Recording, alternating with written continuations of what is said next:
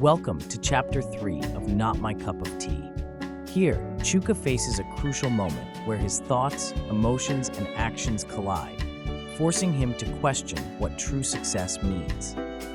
This chapter dives deep into his inner struggles as he begins to realize that the journey is about much more than just his external achievements. If you are enjoying the story, do not forget to subscribe and hit the notification button so you are the first to know when the next chapter drops. Let us continue this journey together. Chapter 3, London Lights. The cool breeze of southeast London greeted Chuka as he stepped out of his sleek black limousine, the hum of the city a stark contrast to the silence of his childhood village.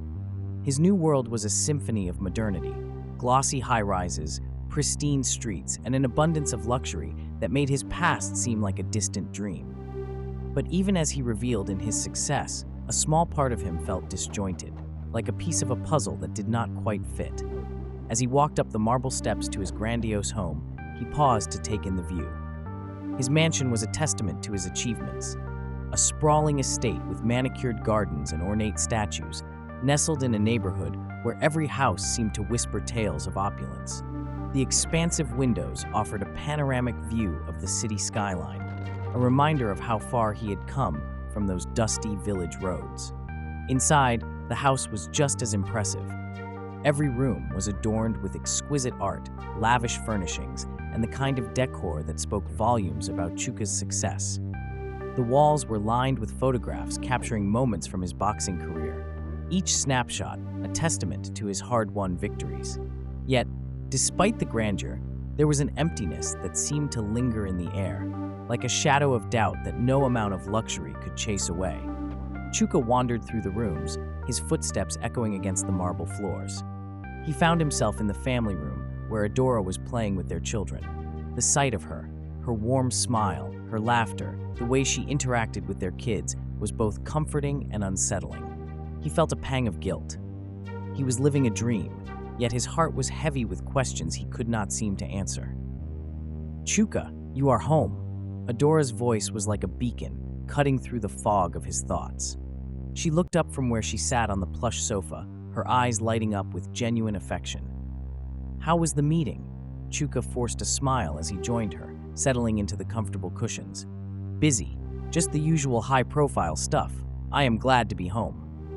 But as he watched his children, their joyous energy seemed to amplify his internal conflict. They were oblivious to the existential turmoil that had begun to gnaw at him, an unseen weight that grew heavier with every passing day. He had worked so hard to create a life of comfort and security for them, yet he could not escape the gnawing sense that something vital was missing. Adora leaned over, her hand resting on his. "You have been distant lately? Is everything okay?" He sighed, running a hand through his hair. You have always been someone who pushes boundaries, Chuka. Maybe you are just overwhelmed. Sometimes the greatest battles are fought within. Chuka stared at her, the depth of her words sinking in. He knew she was right. His struggles were not about his achievements or his external world, but about his internal landscape. He had everything he ever wanted, but the fight he was facing was a different kind of challenge.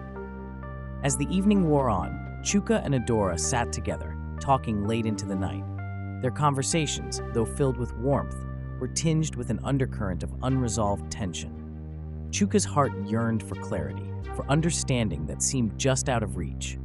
In the quiet of their luxurious home, Chuka began to realize that his journey was not just about physical victories or material success. It was about the internal battles he faced, his thoughts, his emotions, and the actions he took to reconcile them. The grandeur of his surroundings felt hollow compared to the depth of his inner struggle. With a heavy heart, he knew that his path forward was not just about maintaining his public image or fulfilling his material desires. It was about finding a way to connect deeply with himself and his loved ones, to understand that true fulfillment came from within. As he drifted off to sleep, Chuka understood that his journey was far from over. The battles ahead would be about self-discovery, about finding meaning beyond the accolades and the luxuries. And as he faced these new challenges, he hoped to find the answers that had eluded him in the dazzling lights of London. The next morning, Chuka woke before dawn, unable to shake the lingering disquiet from the night before. He found himself drawn to the expansive balcony of his master's suite, where the city sprawled beneath him like a glittering tapestry. The early light of day painted everything in a softer hue, but even the beauty of the scene could not dispel the shadows clinging to his heart. He sipped his coffee slowly, the rich aroma mixing with the crisp morning air. This was the kind of life he had once dreamed of: peaceful mornings, luxury at his fingertips. Yet, as he looked out over the city, he felt a disconnection, as if he were observing someone else's life rather than living his own.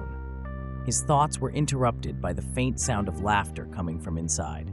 It was his children, their joyful noise a sharp contrast to his introspection. He smiled, but it was a thin, tired smile.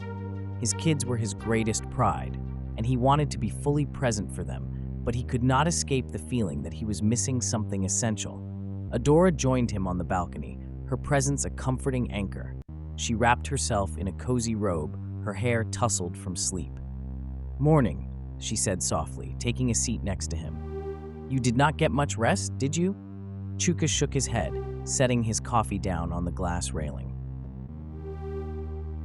"No, I have been thinking about everything, how far we have come, and yet how distant I feel from it all."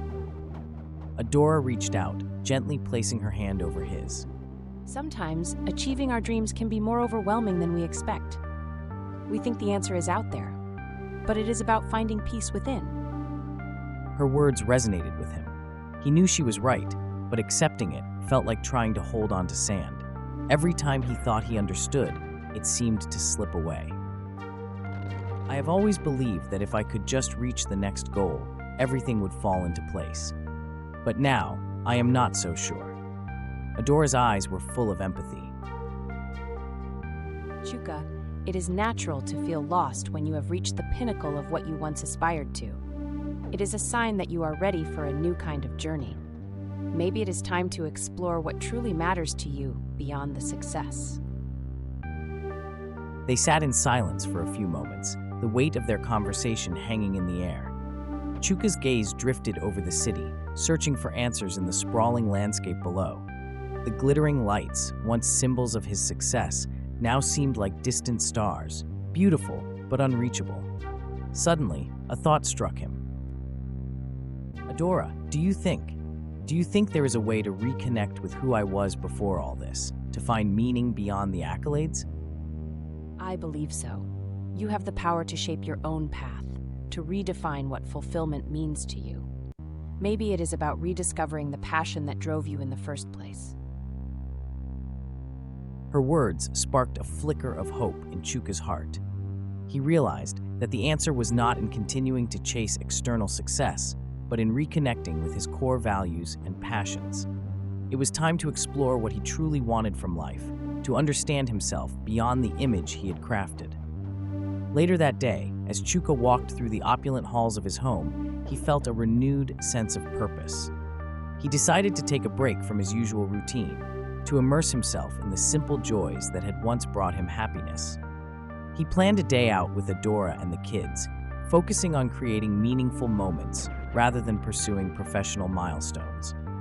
As they spent the day exploring the city's cultural landmarks and enjoying each other's company, Chuka began to feel a sense of liberation.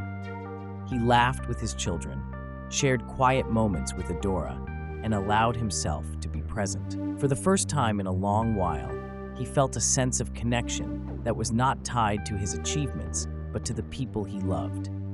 In the midst of this newfound clarity, Chuka realized that happiness might not come from achieving more, but from embracing the journey itself.